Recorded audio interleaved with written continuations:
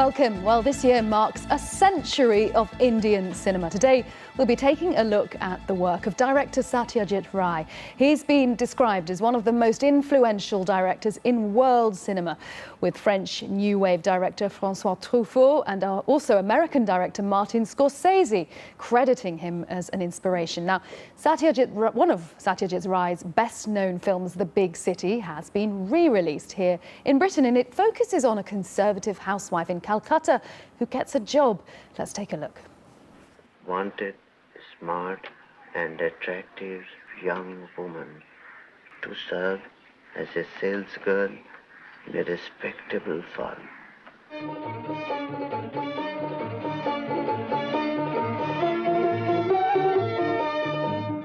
What's wrong with using a little lipstick? You put red here, why not here?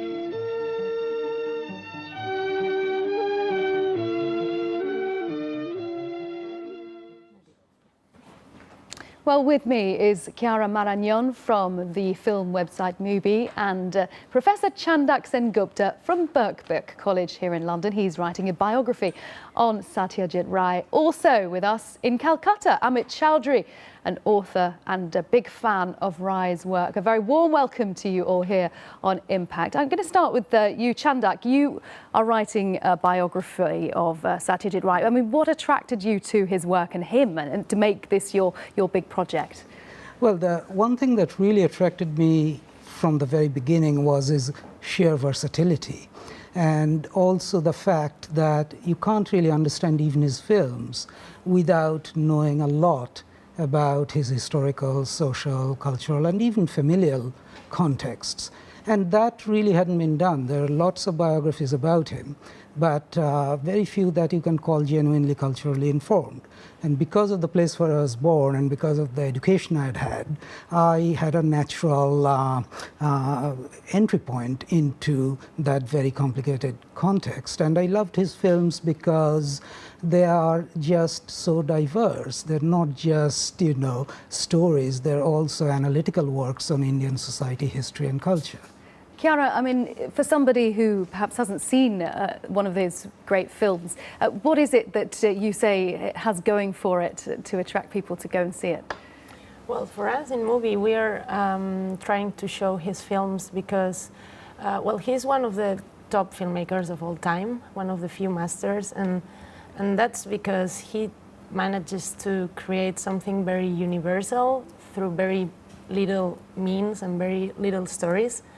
So, I mean, I think his films, even if they have a completely different meaning for Indian society, they are very accessible for Western society. So, I mean, everyone should go through the experience of watch at least the Apu trilogy once in her life. Yeah.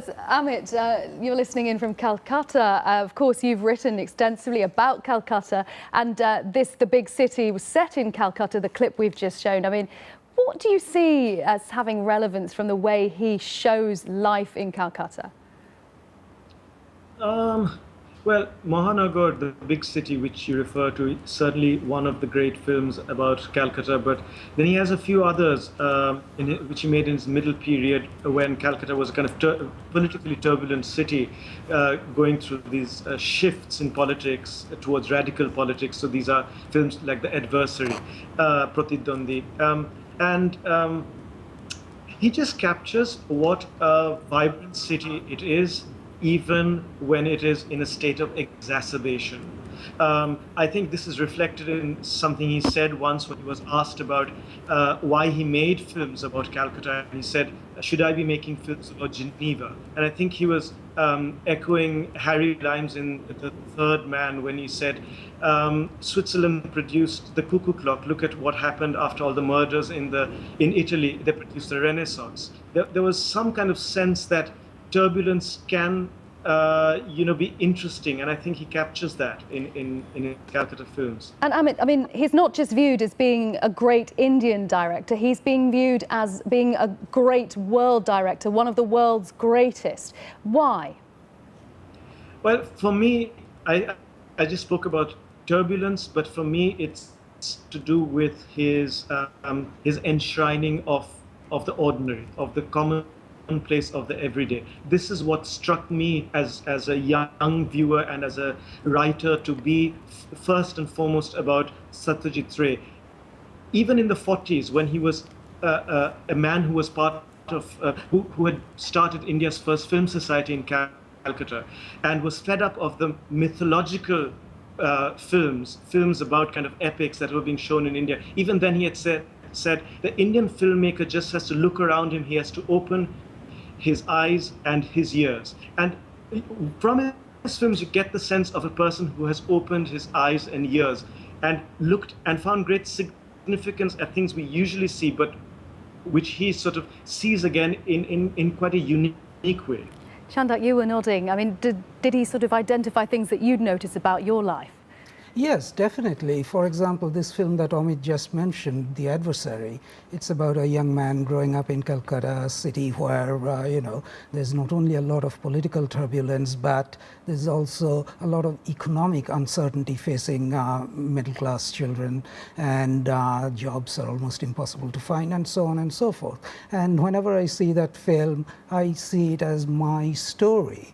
And I always say that if I had to choose one film to take to a desert island, that would be The Adversary by Satyajit Ray, even though it is not really one of his most famous films. But it's about me, although it was made, without any knowledge of my personal circumstances. Chiara, I mean, when people think of Indian film, perhaps they think of Bollywood. I mean, are there any parallels, any connections between what we see from Rai and the Bollywood that everyone's familiar with now as representing Indian film, that the singing and the dancing, this is so different? Well, for me, yeah, it's like two different things completely. What Bollywood represents is more like a spectacle, and what Satyajit Ray, I mean, his whole body of work to me feels like more close to life through a cinematic experience than anything else I can think of.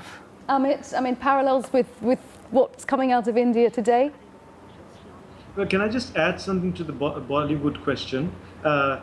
Certainly Bollywood is very different from Satyajit Ray, but filmmakers in Bollywood, the great sort of sensibilities within Bollywood, like Gurudutt, was certainly changed by watching Ray, and it reflects in the kind of cinema they made.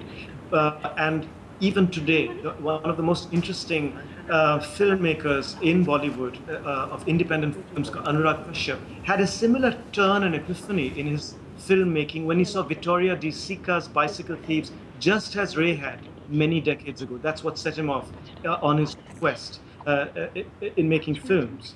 So his legacy continues. There's very much a legacy that remains, Amit. Briefly. I think so, yeah.